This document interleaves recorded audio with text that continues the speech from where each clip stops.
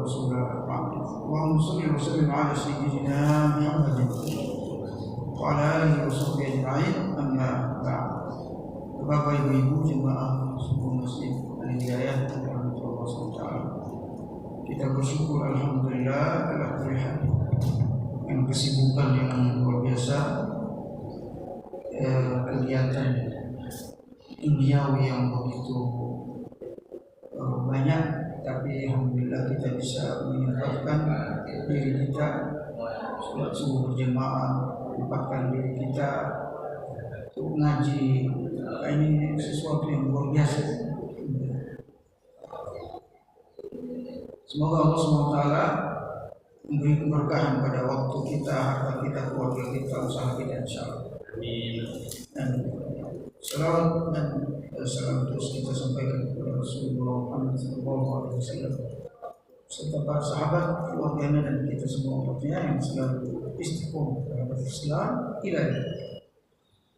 Bapak-Ibu sekalian, kita lanjutkan kajian kita ini. Ya, berada masih di awal bulan Muharram 1447 Hijriah. Usia kita bertambah lagi. Mudah-mudahan di tahun baru Hijriah ini bisa lebih baik, insyaallah. Ya, bisa menghijrahkan diri kita, menghijrahkan keluarga kita, dan menghijrahkan bangsa ini, umat ini menjadi hidup yang lebih baik, insyaallah. Hak dan kewajiban kita terhadap non-muslim. Hak dan kewajiban terhadap non-muslim. Kemarin kita sudah sampai pada poin yang ketiga. Sikap kita kepada muslim itu ada 3 kemarin. Pertama, mu'adatuhu fillah wa bughduhu. Kita tidak berteman dengan orang kafir, ya khususnya apalagi yang memerangi kita. Ya, itu harus kita menganggapnya sebagai musuh kalau dia musuh kita. Tidak boleh menganggapnya sebagai teman. Misalnya pro Israel, ada yang pro Israel, tidak boleh, kufur. Sekarang di Indonesia itu banyak orang, ratusan orang pro Israel. Dia sudah menjajah. Di Amerika saja orang benci Israel. Nah, penjajahannya, pembantaiannya yang luar biasa. Dajjal, saya lihat Dajjal. Lalu kemudian justru di negara Islam ada yang pro, kan itu aneh. Ini berbahaya. Nah, yang kedua kemarin ada iqraru alil kufur, tidak boleh mengakui kekufurannya, meridhoi kekufurannya. Ya bagus dia kafir, enggak boleh, karena kekafiran itu tidak disukai oleh Allah, maka kita tidak boleh menyukainya.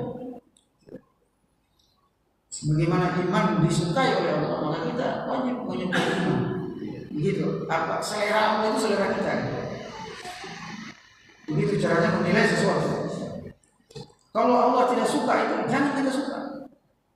Kalau Allah benci, kita harus benci. Karena kita hamba Allah SWT.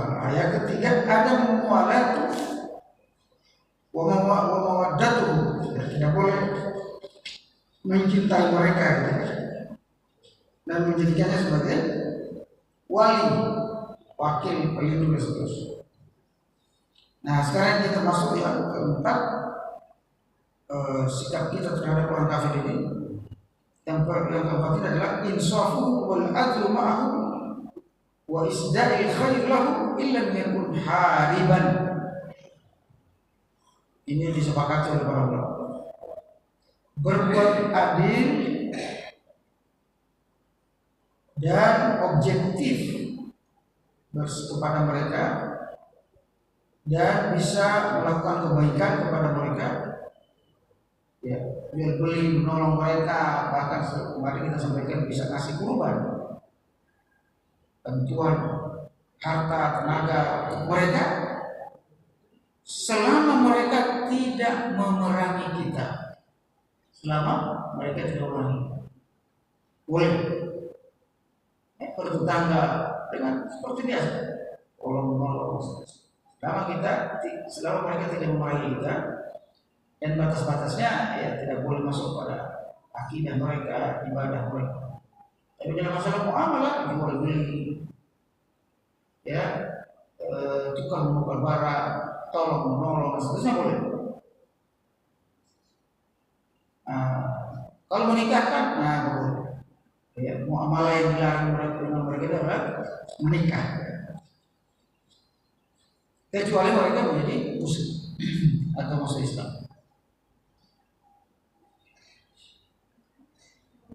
Inilah yang disebut oleh Allah dalam Al-Quran surah Al-Mumtahanah ayat 8 itu. La yanhakumullahu 'anil ladzina lam yuqatilukum fid din. Allah Subhanahu wa taala tidak melarang kalian untuk berbuat baik dan berbuat adil kepada orang-orang yang tidak memerangi kalian, seorang kafir, dan tidak mengeluarkan kalian dari negeri-negeri kalian. Ya, untuk berbuat baik dan berbuat adil kepada mereka. Innallaha yuhibbul muhsinin. Karena Allah cinta orang-orang adil. Jadi kita menilai orang kafir itu adil, harus adil, Pak. Harus objektif, jujur. Tidak boleh kita hanya berdasarkan kebencian saja. Kalau mereka baik, bisnis itu modal utamanya itu jujur. Dagang apa saja modal utamanya jujur. Kenapa? Karena beli itu berdasarkan percaya, trust. Orang membeli, pembeli, rata-rata pembeli itu konsumen berdasarkan kepercayaan apa saja, dan kepercayaan itu adalah jujur. Jual apa saja. Nah, karena dia konsisten, istiqomah, jadi ada dua akhlak di situ di bisnis itu. Yang pertama jujur dan konsisten gitu. Jujur dan konsisten, orang percaya, orang akan berlangganan di situ. Nggak mau beli tempat lain di situ. Ini namanya trust, percaya. Nah, Cina itu banyak banget.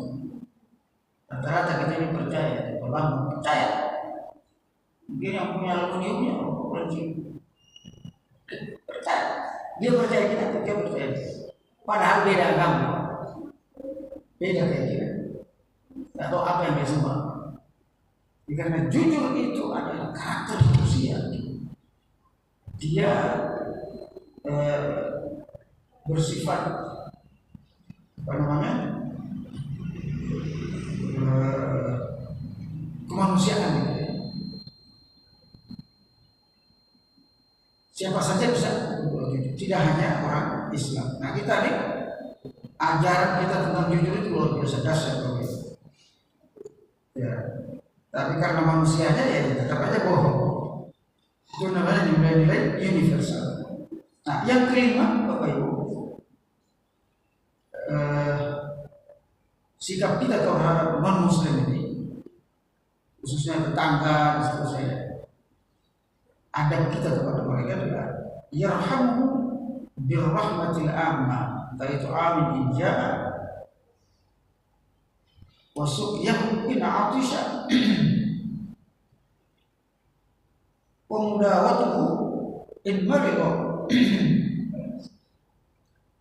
wa tajnibuhu al-adha liqawli sallallahu yarhamu man fil ardi yarhamkum man fis sama.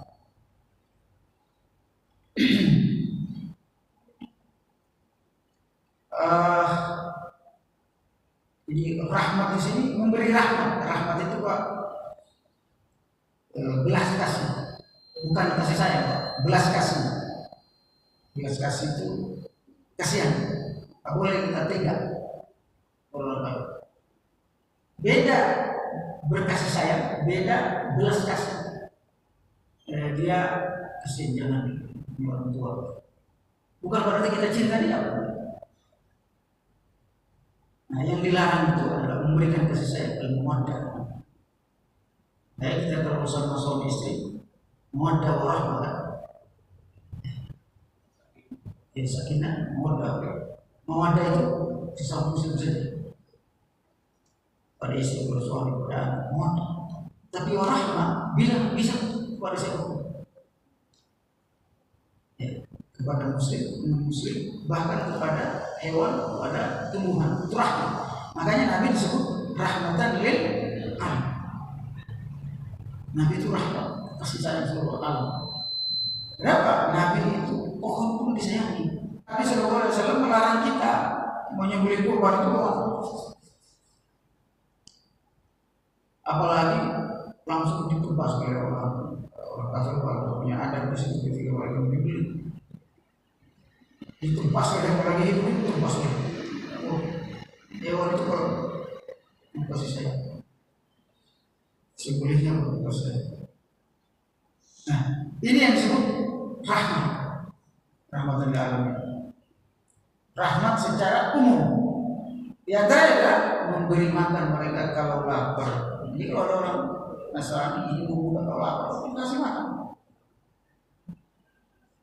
Memberi minum mereka ketika haus. Menjenguk mereka ketika sakit. Ketika sakit menjenguk. Kalau ada tetangga kita orang kafir. Saya tetangga saya banyak orang non-muslim, tangan kiri ya. Dan menghindarkan dia dari bahaya. Itu ada bahaya. Rumahnya mau dicuri orang, harus kita sampaikan dulu kan, Pak, tolong ada mencuri.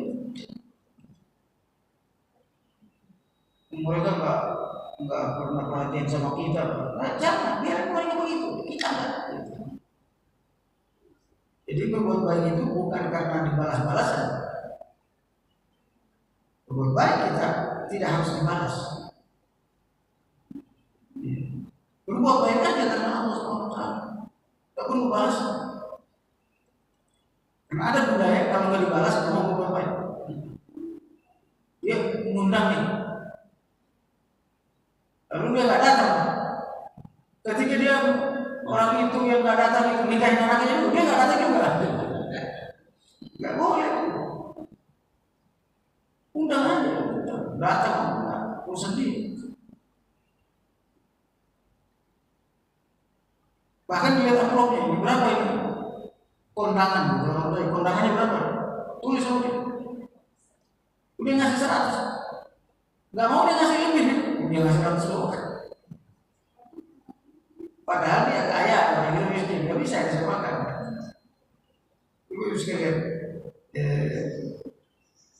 jadi kita berbuat baik itu nggak perlu kita dibalas. Tadi ayat yang saya baca itu setiap surat Jumat. Innama nut'imukum liwajhillah la nuridu minkum jazaa'an wa la syukura.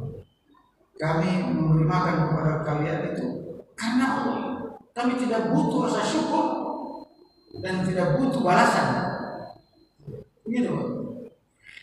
Dalam bersedekah, membantu orang begitu. Kita sering bantu dia tidak bantu, nggak apa-apa. Inilah yang disebut oleh Rasulullah SAW dalam hadis riwayat Muslim. Irhamu man fil ardi yarhamkum man fis sama. Sayangilah apa yang ada di bumi, maka kalian akan disayangi oleh yang di langit. Maksudnya Allah Subhanahu wa Ta'ala dan para malaikat. Yang keenam, teman-teman sekalian, sikap kita kepada muslim ini hak atau kewajiban kita kepada muslim, kepada non muslim.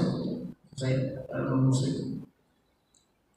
Adamu uzyatuhu fi malihi wa damihi atau irdihi in kana ghairu muharram. Rasulullah SAW, man adha dhimmiyan fa ana khasmuhu yawmal qiyamah. Tidak boleh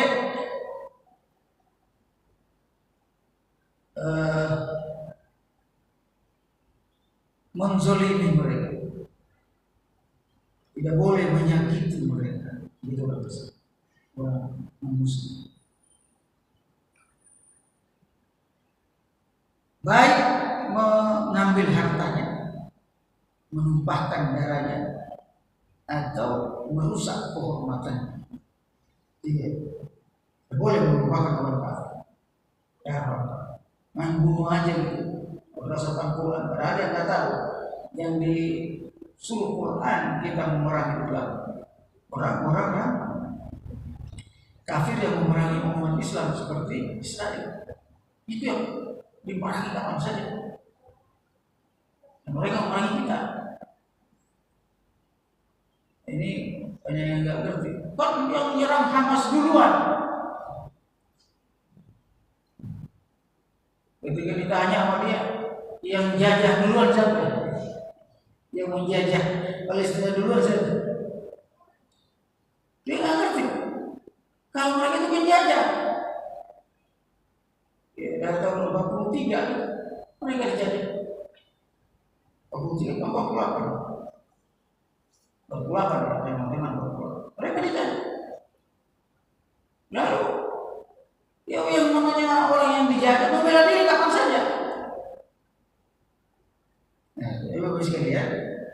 Orang yang menjadi seperti itu namanya kafir harbi. Kafir yang boleh diperangi. Tapi kalau dia tidak memerangi kita, orang kafir di sekitar kita di Indonesia sekarang, ini namanya kafir zimmi. Kafir zimmi. Kafir yang dilindungi, kafir yang kita ada ikatan perjanjian bersama. Tidak boleh kita merusak kehormatannya, merampok hartanya, menumpahkan darahnya.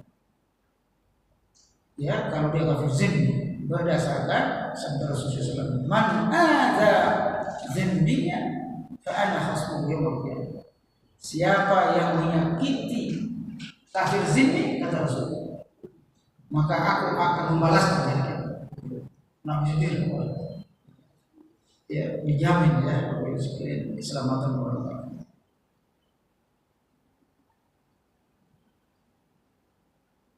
Yang ketujuh, in kana minal arhami wasil mumtani an qat'iyatihi. Kalau orang kafir itu ternyata kena keluarga, masih ada ikatan saudara. Apa sikap kita Bapak Ibu sekalian?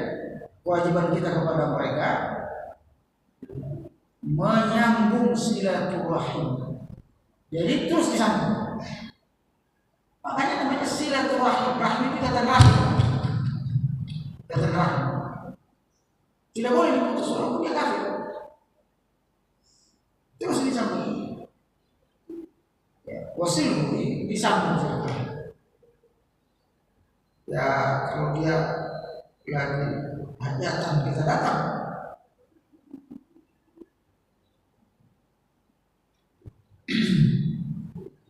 Kayak siapa namanya? Felix Yao. Felix Yao itu mu'alaf. Tapi hubungannya dengan keluarganya bagus.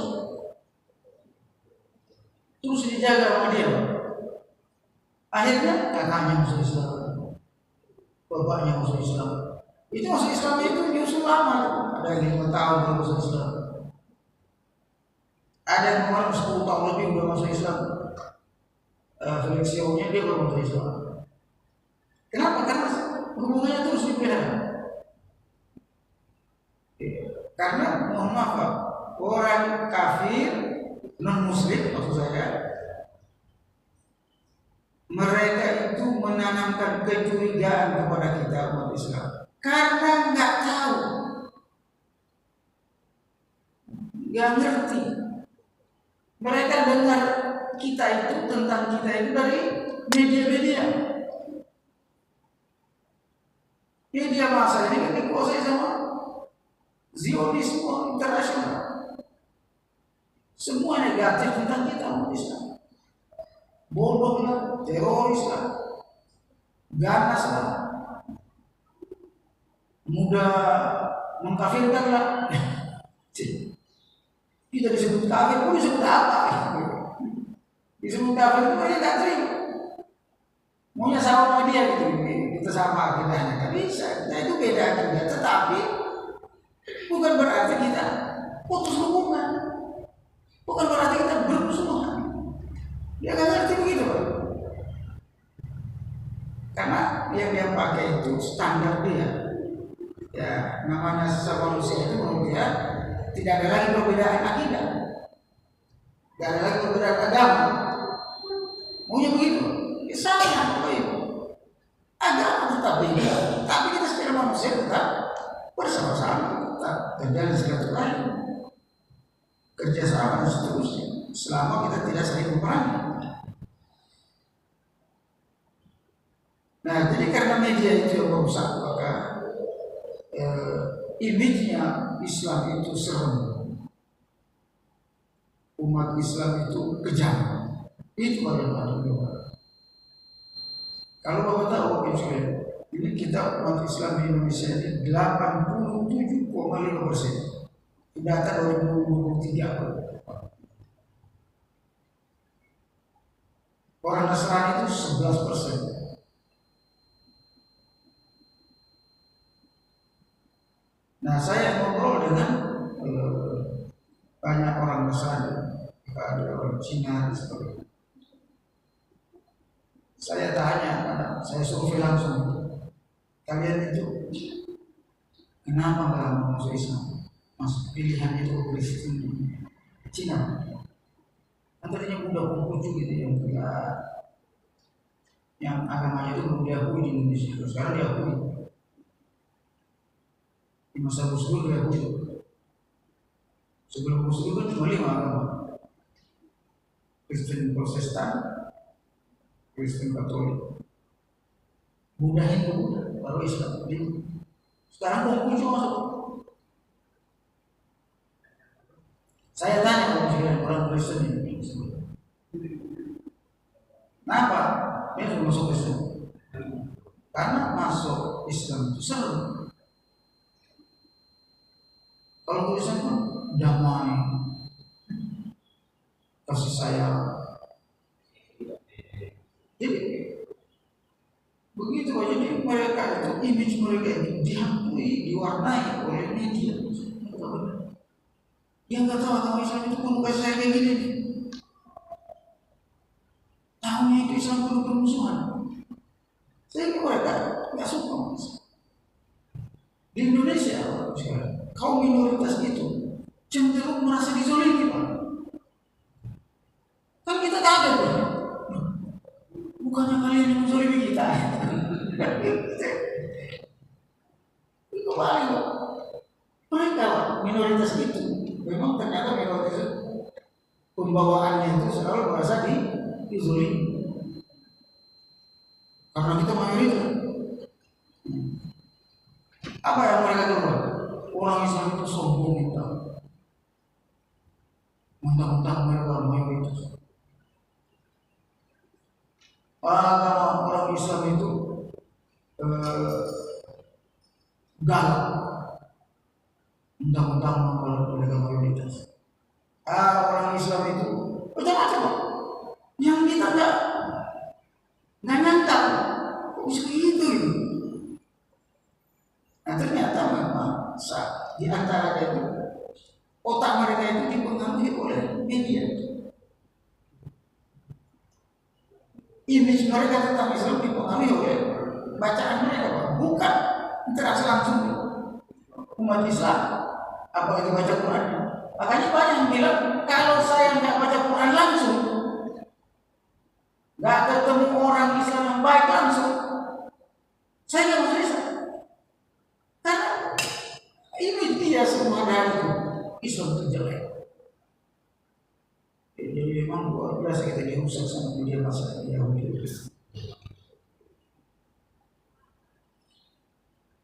Nah ini yang harus kita tunjukkan. Makanya saya itu kalau lewat samping saya persis, kita saling ngobrol. Jadi kita tunjukkan di situ. Ini yang jenderal di samping juga itu. Nanti masalah. Kalau saya lewat dari sini sholat pagi-pagi, Pak, ayo. Anak buahnya itu kalau saya lewat itu, aku mesti Pak, jaga, yang jaga itu ya. Biasa sekali ya. Iya. Harus berbuat begitu. Memang kita aslinya begitu. Nah ini perlu materi ini kita sebut. Supaya kita dengan sikap kita orang bisa masuk Islam. Karena orang itu kalau saya masuk Islam tidak selamanya berdasarkan ini, tapi berdasarkan maksudnya akhlak kita, empati kita sama dia bisa membuat masuk Islam. Empati cara bergaul kita pada mereka bisa masuk Islam.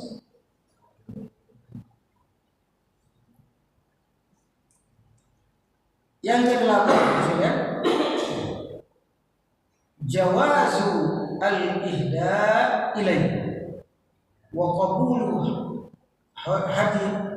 hadiyatihi wa qabulu hadiyatihi wa akli ta'amihi in kana yatabiyyan yahudiyan wa nasraniyan. Qala ta'ala wa ta'amul ladzina utul kitaba halal lakum wa ta'amukum halal lahum. Nah, yang kedelapan ini bagus sekalian, boleh memberikan hadiah kepada mereka. Jawaz al-ihda, memberikan hadiah. Jadi bapak-bapak kalau punya ini Pak, ada kami lagi pesta, ada makanan, boleh. Jangan yang muslim saja dikasih. Jadi memberi hadiah. Wa qabulu hadiyati, dan bisa menerima hadiah darinya. Kita diberi hadiah orang Nasrani boleh terima. Jadi memberi, saling memberi dan menerima boleh. Lalu kemudian wa aklu ta'amihi dan boleh makan di rumahnya, makanannya boleh. Jadi kasih makanan, kasih roti. Apa ini enggak? Kalau dia orang Kristen yang baik ya, ini enggak ada hobinya Pak. Enggak apa-apa kan, kasih tahu sendiri.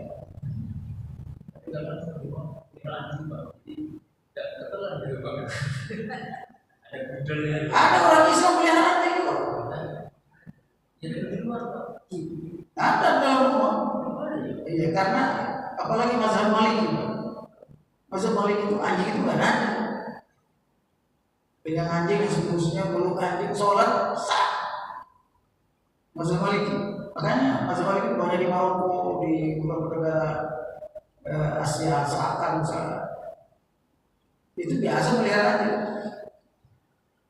Saya di Padang, di Solo, orang rata-rata melihara anjing.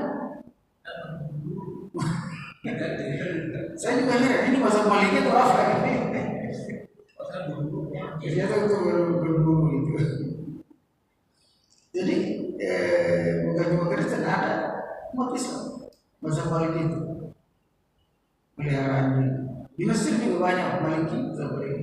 Makanya di Mesir kalau sekalian di depan rumah itu anjing banyak. Kita ngerti. Waktu saya kemarin di Mesir, masya Allah, di apartemen anak saya itu disebut anjing semua. Tapi kan ini ramai kayak kucing begitu, anjing semua. Ngeri. Kita nggak biasa kan? Maliki ya. Jadi membeli makan makanannya apabila dia ahli kitab Nasrani dan Yahudi boleh. Kalau Hindu tidak direkomendasikan. Kecuali dia beli kasih kita halal ya.